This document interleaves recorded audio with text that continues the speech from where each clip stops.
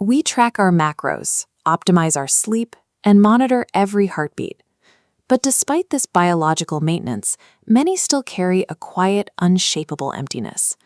1,000 years ago, the Persian philosopher Naser Khosrow offered an explanation for this modern dread. He argued that we are neglecting a critical part of our anatomy, the nafs natika, or the rational soul. Khosrow didn't view the physical universe as our final destination. Instead, he believed everything around us, the earth, the sky, and our own bodies, functions strictly as an incubator. Just as a biological womb builds our physical form to survive out here in the physical world, this entire universe acts as a cosmic womb. It is designed to gestate human consciousness until it is ready to be born into ultimate meaning. This diagram illustrates Khosrow's analogy. On the bottom axis, earthly elements combine to shape dividing cells into a human body, equipped for its physical environment, the lower bounds. But a parallel process occurs for the rational soul. Consciousness requires education from the physical world, reinforced by divine support from the upper bounds. The finish line of this gestation is absolute unity. To understand this unity, we must navigate a spectrum between two extremes, neither assigning the divine human traits nor stripping it into an empty void. It stabilizes perfectly in the center. Intellectual maturity does not come from memorizing endless data points. It comes from perceiving a perfectly unified universe and letting that reality exist without forcing our own human limitations onto it. Khosrow was not an isolated thinker. Across centuries, other brilliant minds arrived at this exact same model of spiritual evolution, starting with the iconic Sufi poet Rumi. Rumi echoed Khosrow's philosophy through verse. He wrote that the soul moves on an unstoppable upward trajectory, outgrowing its stages from mineral to plant to animal to man, and inevitably pushing beyond.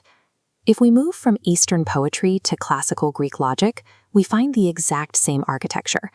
Plato argued that the physical objects we touch every day are merely shadows cast by a higher intellectual truth. A few centuries later, Plotinus formalized this into the concept of emanation. He proposed that all existence radiates outward from a singular one, and our soul's deepest biological drive is the desire to return to that source. Whether articulated through Persian verses or Athenian philosophy, human history keeps circling a shared conclusion. We are universally driven to outgrow the physical limitations of this world. If you enjoy mapping out these ancient philosophical connections with us, take a second to subscribe and hit the bell. It directly helps the channel keep producing deep dives like this. Now, let's bring Khosrow's warning about the limits of human language into the 20th century.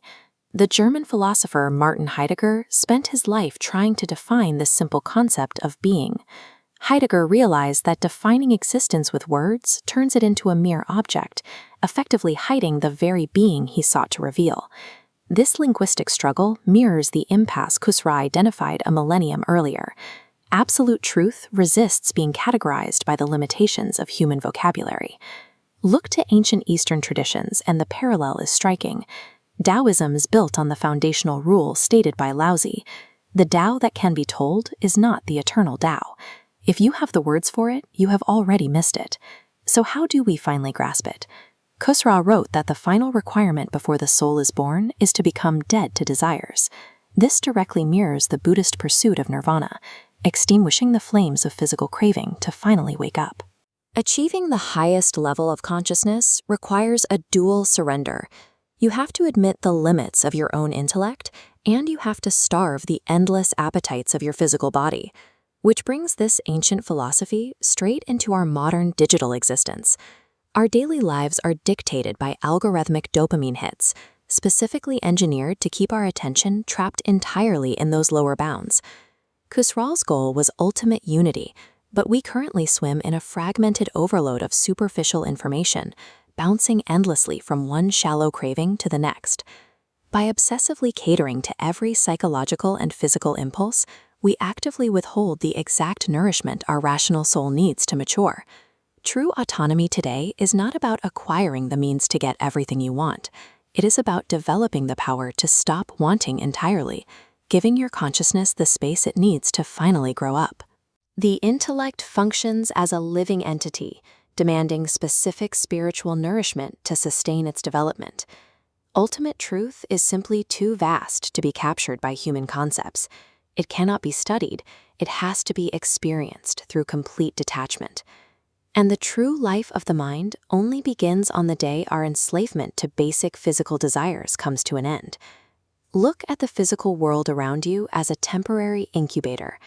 Naser Khosrow challenges us to consider its purpose as a staging ground, prompting the question, what kind of soul are you gestating for the reality yet to come?